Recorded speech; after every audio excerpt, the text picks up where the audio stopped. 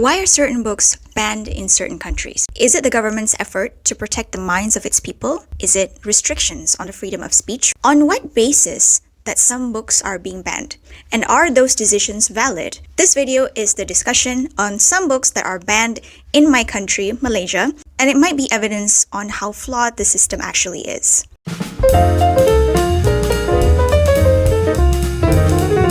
This time, we are in the controversial terrain of banned books.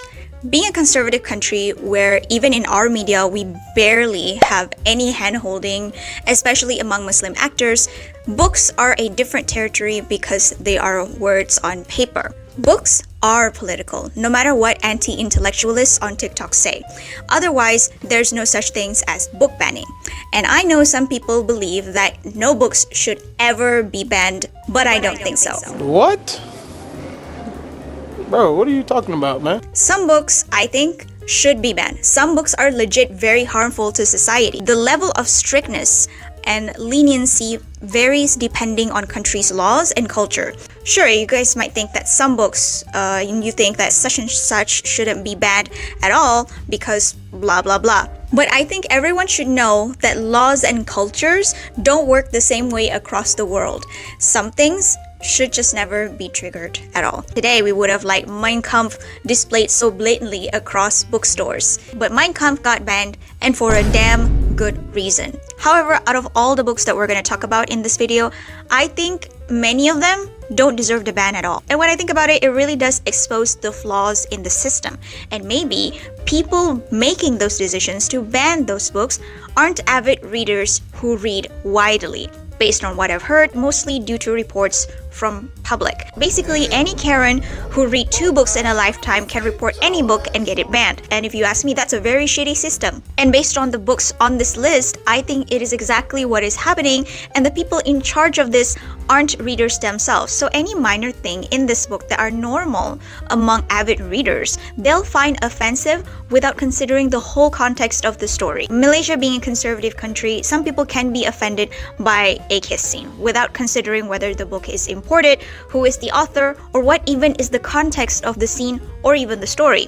So the books we're talking about are the ones that I have access to, and many of them are banned as recent as 2025. Whether you agree or not, let's discuss. Giant disclaimer, I will not be going in depth on the quality of each individual book because this is not really a book review, but more like judging whether the decision to ban these books are justified or not from the reader's perspective, but also considering the socio-political aspect of Malaysia. Like, I'm not discounting why they're doing this, but it's a matter of whether it's valid or not. Do I agree with everything? No. Do I respect it? Yes. Do I think changes can and should be made to the system?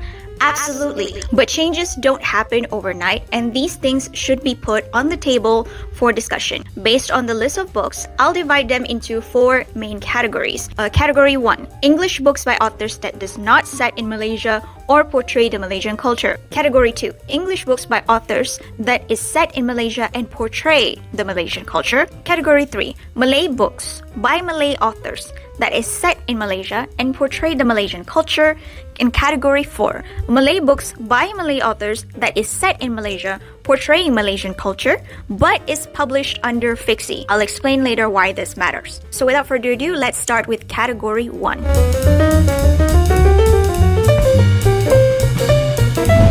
So books that fell under these category are Chase Me by Tessa Bailey, The American Roommate Experiment by Elena Armas, and Love Theoretically by Ali Hazelwood. These books are the easiest to discuss because they all fell under the same genre of contemporary romance. Do I think all of them deserve the ban? Absolutely not. So I read these books, and it baffles me why they are banned in the first place, because they're literally like any other romance genre in the Malaysian market. There is nothing about these books other than maybe in-depth reading on characterization and plot. Nothing about them warranted their banning because they are generally like many other romance books out there in the similar genre. Now the question we need to ask, which Karen reported them? what do these people see in those books that warrant this decision? Because I honestly don't see it. If anything, the decisions to ban these books should be revoked because they're the most undeserving out of all in this list. Because it is literally your average rom-com books that have been in the market since forever. However, I do want to highlight a theory that I have as to why Chase Me by Tessa Bailey, which is my least favorite in this category, got banned. The first chapter is a kiss scene with the main characters, and I think whoever reported this book must have never read a single English romance in their life and got triggered by the scene. Welcome to the real world. And I'm also willing to bet that whoever reported this have zero issues with in Malay novels. The American Roommate Experiment was totally boring, which almost made me agree with the banning, but the one that I think totally, absolutely undeserving of the ban in this category is Love Theoretically by Ali Hazelwood. Now, I am not Ali Hazelwood's fangirl or whatever. I think she writes okay, and personally I like this book better than the last one that I read because it is set in depth in the world of academia, so at least there's something very refreshing about it. All of the books contain spicy scenes later on, but none of them are out of the norm from your average romance novel out there. Like, why are you so shocked? So overall, for category 1, I think none of them should have been banned in the first place because honestly, if you're gonna ban this, you should ban the thousands of similar books in the market right now. And I don't think you want to ignite the wrath of the book community.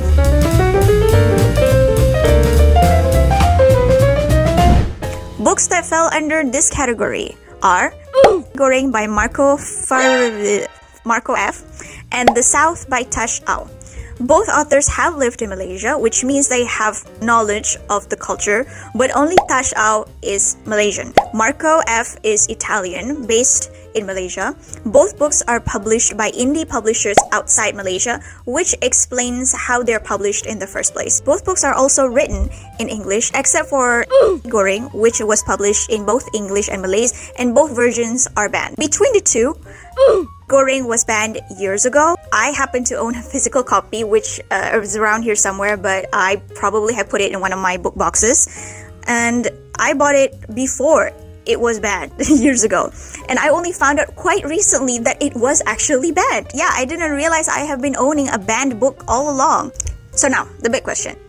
Do these books deserve the ban? Big no, but not for the same reason as the books in the first category. Category 1 seemed tame compared to Category 2, but I still think they don't deserve the ban. But it at least paints a clearer picture on where this decision is coming from. Let's talk about Goreng first because seniority. Now, despite the title, the book is not actually about and it is simply a play on the word nasi goreng. In the title is referring to the evil ideology in the book that is akin to that the MC is involved in. And even before finishing the book, I realized this book is heavily misunderstood and just shouldn't be banned, period. This is the story of Asrul, who is a Malay skinhead youth that got roped with a Malay supremacist, Malay. From there, he ended up entangled with sex and a bunch of criminal shit that is justified by Malay in the name of Malay supremacists. There are two misunderstandings about this book that might be the reason it got banned, and a clear indicator that the reports and decisions came from the people who do not read widely or critically think about the materials but focusing on feeling offended. 1. This book is insulting Islam. 2. This book portrays Malays as evil supremacists. And after reading this book, I can safely say that these are absolute misconception driven by feeling of offense. When you're too driven to feeling offensive, then you forgot to be critical and objective. Why? Spoilers ahead. This book actually made a point on how Asrul, towards the end, looked back at his past and realized how much he has fallen from grace and was reminded of how simple and peaceful his life was. This happened when he died and he remembered the part where he prays at the mosque. So yes, this book actually made a point that Asrul falling into the Malay supremacist group is not a good thing. From that scene alone, you can tell that 1, Asrul is not a Malay supremacist by heart. He is a young person that is easily influenced, that was taken advantage of. And 2, that Malay supremacist group or any kind of supremacist group is bad. And 3, in the end, he longs to go back to his religion. He longs to go back. Like, I wish I could have just stayed like a good Muslim boy. Then I should have not came all the way to this point where I have died disgracefully. So yeah, it is definitely not any of those misconceptions. Marco actually made a distinction that the Malay supremacists in the group are hidden, which means the average majority of society do not subscribe to such faith. Marco also made it a point to portray Malay like a cult leader looking for fresh meat to exploit, which is exactly how cults are. This is about a cult, not the Malay society in general. And if you're offended by the portrayal of authorities in this book, what world do you live in that you think corrupt authorities do not exist? This is definitely one to jaga all over again. Like, how are you all this media illiterate? Now let's go to The South by Tash Aw. Now the book is LGBT, which in comparison to Goreng seems like the bigger culprit. But no, because Tan Tuan Eng's Gift of Rain is still on the shelves, Heated Rivalry is far more explicit, Red, White, and Royal Blue is also still in the market, so book-wise, we're not really against LGBT books. Fiction, namely. So what is the issue here? So if Islam and LGBT is the issue, the main characters aren't Muslims. The whole story centers around a Chinese non-Muslim family. If anything, my own personal issue with the book is that it's so slow, it's actually putting me to sleep. I actually prefer Tash Aw's other work, which is The Harmony Silk Factory. If you like Slow Burn and Yearning, which I too like, just not this one, then you might like it. So yeah, books in category 2 shows that there is a misconception of themes and double standards on what's allowed and not allowed. And I don't think they should have been banned in the first place.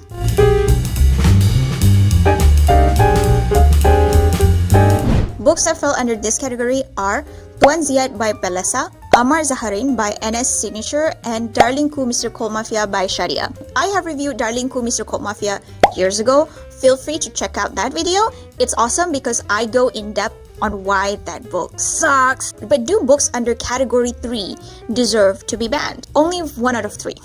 Yeah, now this is a bit interesting and much more complicated. I honestly think that for decades, novel Melayu of this caliber have gotten away with writing some weirdly heinous stuff, and it is time that they are being called out for it. Exhibit A, romanticizing rape and abuse and marrying your rapist. Yes, I hate this story.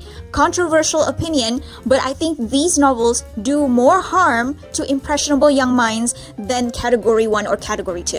However, out of 3, only 1 I think that 100% deserves the ban, and that is Darlingku, Mr. Cold Mafia. Why? This book straight up romanticizes marriage verbatim with the line wujud kah dalam perkahwinan. And no, the character wasn't being rhetorical. It wasn't like a fourth wall breaking. No. She was being dead serious.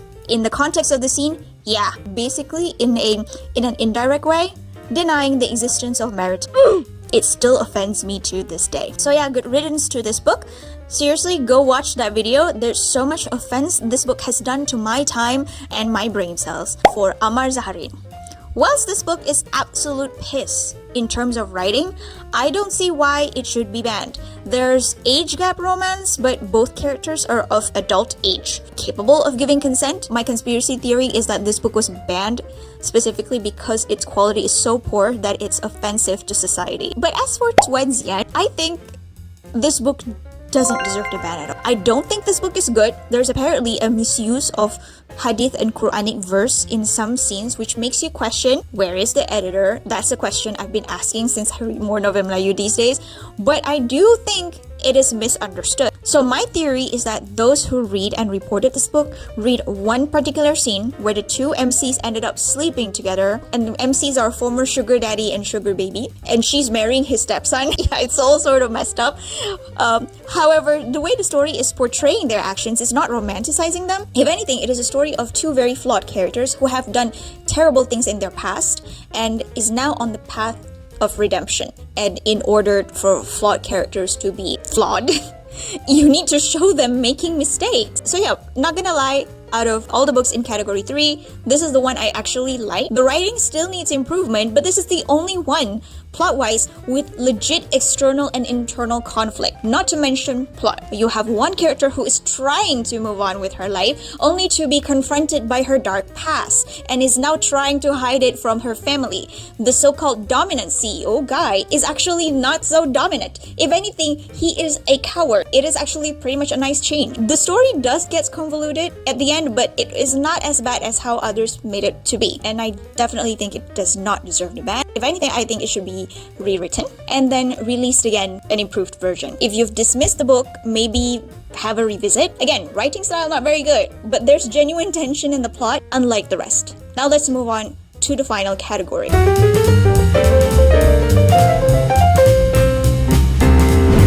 I'm not gonna sugarcoat it. Kougar 2 deserves the ban. And I think Kougar 2 shouldn't have been written at all. The story have concluded nicely in Kougar 1.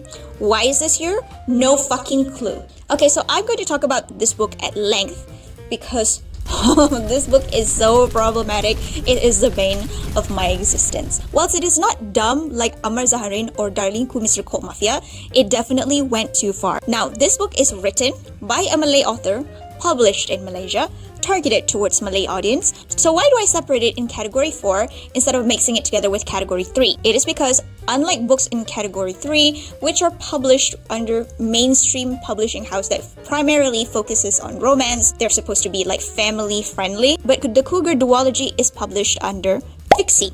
Fixi is known for their edgy approach in their releases, but I am somehow so unlucky when it comes to fixi that I always ended up with fixi books that are unnecessarily sexual, and Kougar 1 and 2 are part of it. Now, in general, I have to give fixi some credit. They are definitely offering something different and mind-blowing among the plethora of repetitive novel cinta in the market. But I think in their pursuit of being edgy, some of their works ended up being just plain old offensive and dumb. And this applies to Kougar, especially Kougar 2. So what is the Kougar duology about? So Kougar 1 is the story of Keisha, a hot spinster navigating urban dating life. She ended up in a sort of relationship with a younger newbie at her office, Azrael. However, the pressure from her family to get married and Azrael's reluctance to settle down is hindering their relationship. The things that I like about Kougar 1 are our flawed main character and the reality of being a spinster in Malaysia. As someone who has, at the very least, I think, reached the age of spinsterhood, it might be worse in the past, but there are still definitely slight pressure from society. However, I'd say it's definitely getting better. Keisha is an absolutely infuriating character to root for. I have mentioned so many times that I love flawed characters. Give me characters that are petty, give me characters that are angry, characters that are arrogant, but with a touch of humanity and character growth at the end. I love them all. But Keisha, her character is made up of only flaws. The decisions she made, the things she said, and the way it was said made me convinced that these are the author's worldview, and I am honestly scared. So Keisha, despite claiming to love Azrael so much that he is the perfect man for her, she is not opposed to cheating on him with her best friend's boyfriend's friend. And guess what? That man, the man that she cheated on Azrael with, ended up R-wording her. Now, the reason why I am scared by the author's worldview is the way he handled the issue of R-word in the book. He treats R-word as if it is something that is light, as if like it is a mild inconvenience. Keisha was barely affected by the R-word she experienced. The only pain she exhibits is a slight facepalm to the pillow, and that's it. Oh, but that's not all. So midway of the story, Azrael revealed that he's also a victim of R-word by the hands of, I don't quite remember this. It's either Keisha's best friend's boyfriend was the one that R-worded him, or Keisha's best friend's boyfriend's friend who R-worded him. She basically says that Azrael is emasculated because he got R-worded. Also, why the f*** does Keisha hangs out with the two rapists as if nothing happened? And the audacity for Keisha to be mad at Azrael when she's the one who cheated on him with the guy who ended up R-wording her. Thinking about this book now made me think that Kougar 1 also should have been banned. Because what was that? Keisha is a character who constantly victimizes herself with a series of bad decisions she made by herself without being coerced by anyone, then have the audacity to blame others. The is wrong with this bitch. The only saving grace to Kougar 1 is the ending. Keisha, after all the bullshit, which if you want to find out, go to my review on Goodreads, is forced to face the men in her life. And she ended up hurting Azriel the most. The final scene is implied that she is waiting for Azriel, her so-called true love, whilst Azriel supposedly moved on with his life after being betrayed over and over again by Keisha. Because let me tell you, Keisha got involved with so many men in this book. The only time we feel sorry for Keisha is that when she got married to an abusive man. Like, okay, like, you don't victim blame, but you can ask questions. Because Keisha is not the most easiest victim for you to support. Like, I don't think she deserves to be DA'd by her husband, but she's also very dumb. So yeah, as problematic as the messaging in this book is, the ending for me was a good one, and it was suitable for Keisha as it is the perfect consequences of her actions that she took on herself. It would have been fine for me if it ended there, but alas, Kougar 2 happens, and boy, oh boy. So Kougar 2, which is the books that is actually banned, sets a few years after Kougar 1. Keisha is now married to a younger guy named Shariman. Whilst her marriage wasn't really like about love and passion, it was at least very peaceful and very civil. Mostly, unlike her first marriage in Kougar 1. After her best friend Suraya was widowed, her late husband, which is the man who R-worded Azriel, died. Suraya asked Keisha to accompany her on a trip to Prague, but her accidental meet with Azriel made her reconsider her current relationship. Things get complicated when Shariman got into an accident and is experiencing amnesia. She's now stuck with feeling responsible for her husband versus her feelings for Azriel. Now, before I rip this book to shred, let me tell you what I like about this book. I think writing-wise, it is better written than Kougar 1. I also like the non-linear storytelling at the beginning, where we go from before Shariman's accident to after Shariman's accident, so it creates this mysterious feel to how they all ended up to that point. The author finally addresses the R-word issue in the first book. It took only years for Keisha to finally have the right reaction toward. What I don't like is how Keisha is somehow worse in this book than the last. Plus, her BFF Suraya is also her partner in crime. Now, speaking of Suraya, I think her character is the reason this book got banned, because there's one particular scene where Suraya has a threesome with two dudes. Now, I've mentioned that fixi has a tendency to write sexual stuff, which is challenging the norm, and they have cemented their reputation as such. However, even this time, I think they've gone a bit too far in the context of Malaysian culture. Not even Marco, the Italian guy, went that far in a more explicit scene in his book. Was the scene necessary to the plot? No, it was written there simply for shock factor, simply like, hey guys, look, there's a threesome scene. And if you're gonna say that, oh, it is to demonstrate how much the characters have crossed the lines of debauchery, let me remind you that in the first book, she had a sexual affair with a married man, and in Kougar 2, she's now married to the sugar daddy, who is also a but also defends that and was complicit in her friends being by her husband's friend. So yeah, forgive me not being able to see what was the point that was already made with the threesome. If anything, her having a relationship with actually explains more about character than the threesomes. And Keisha has zero character development in the story. If anything, she regresses so bad that the author actually tries to paint her as a victim. So I'm going to spoil the story right now because it infuriates me. Actually, her husband, Shariman, did not have amnesia. It was a trick for him to be able to live with his ex-lover under one roof. And apparently, Shariman is a cheap knockoff of Azriel because he also has a thing for older women. And his ex is basically his mom's age. No shade to his preference in women, but the way he goes about it is stupid as hell. He actually thinks that by faking amnesia, he can force Keisha to put up with the strange women whom he convinced Keisha to be his mother, whom Keisha already know that his actual mother has passed away, so that he can keep having sex with her under their marital home. Not a great plan. And if you think Keisha is innocent in this book, she has been having cyber sex with a stranger online multiple times in this book. And then she have the audacity to be holier than thou towards Shariman because she's like, oh yeah, you have sex with another woman under our marital home. Well, I don't have physical sex, I only have cyber sex. The behavior that you exhibited was whore-like. And the ending paints her like a novel Melayu heroine who have been through pain and suffering that she now deserves the happy ending with Azrael, when all those pain and suffering are the product of her own shitty decisions. Shaz Johar. Why? Why? Why?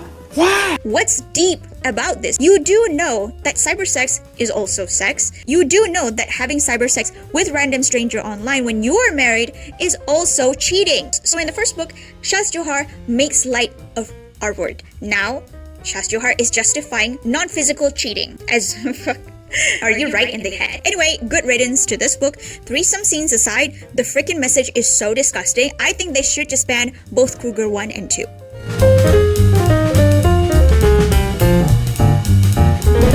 To conclude, here are the books that I agree on the banning decisions and here are the ones that I disagree with.